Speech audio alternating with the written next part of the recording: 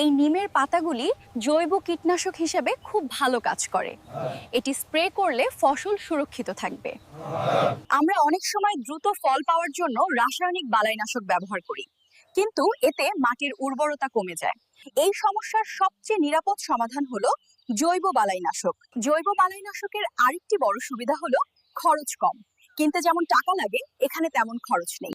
আপনারা চাইলে খুব সহজ উপায়ে জৈব বালাইনাশক তৈরি করতে পারেন, যেমন নিমের পাতা ভিজিয়ে তার নির্যাস কিংবা লাল মরিচ ও রসুনের মিশ্রণ।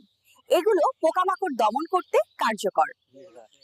মনে রাখবেন, সুস্থ মাটি মানেই সুস্থ ফসল, আর সুস্থ ফসল মানেই সুস্থ পরিবার। আমাদের শুধু বেশি ফলন পেলেই হবে না, আমাদের দায়িত্ব হলো মানুষকে নিরাপদ খাদ্য দেওয়া।